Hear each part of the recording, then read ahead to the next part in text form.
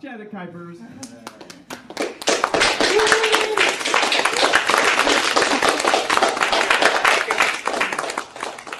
I would like to read 3 more poems for you from the book, Chapter 48, Volume 1. I had to see what it was.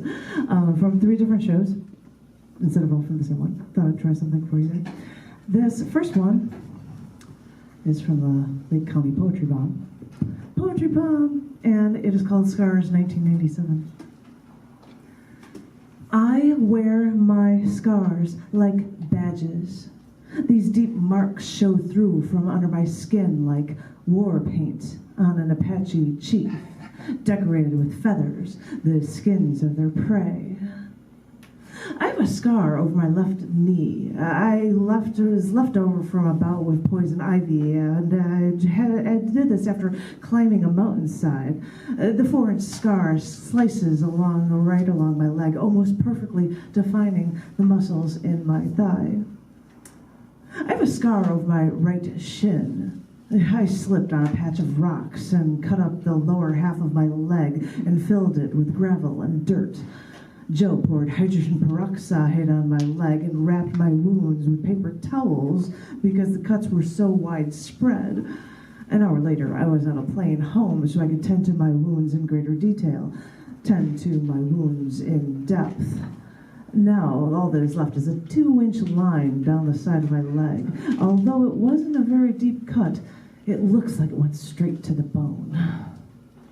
I have a circular scar on my left calf, and it's from getting off of a motorcycle and sliding my leg right over the scalding hot exhaust pipe.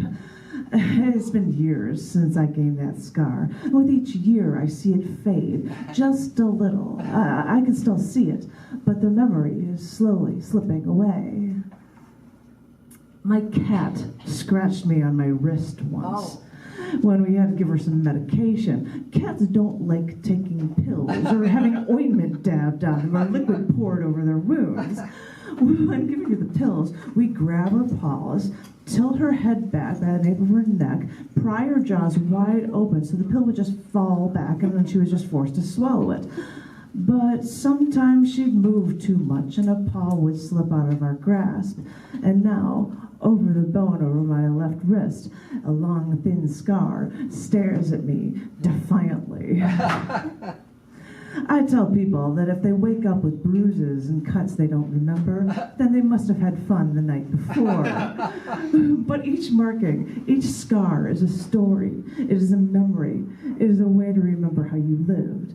And it is with these scars that I gauge my living. It is with these scars that I feel decorated.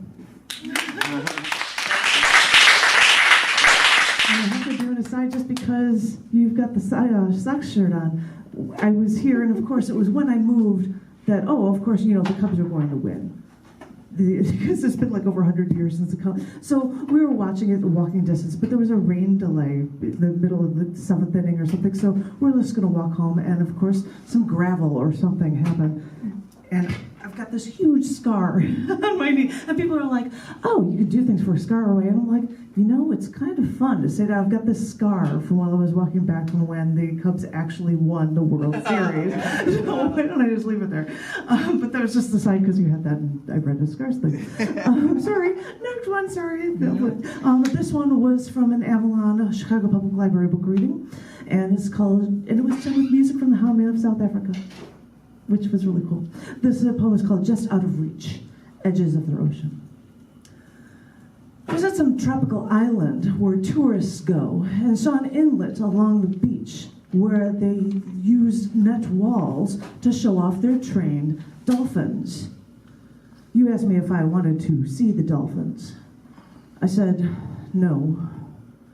And it made me wonder, which is worse?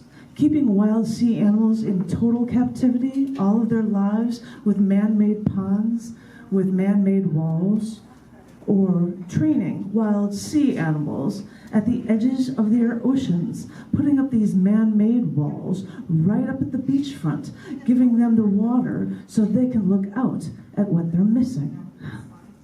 As we walked away along the beach, I saw a trainer on the platform guiding a dolphin as it flipped through the air.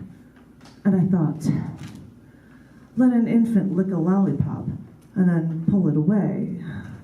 Even after they've stopped crying, even after they're used to what they've got, all they can do now is stare at that lollipop just out of reach.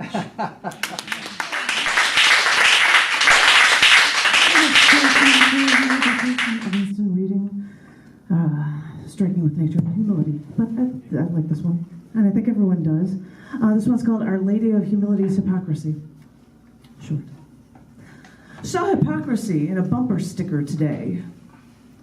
Proud parent of Our Lady of Humility's honor student.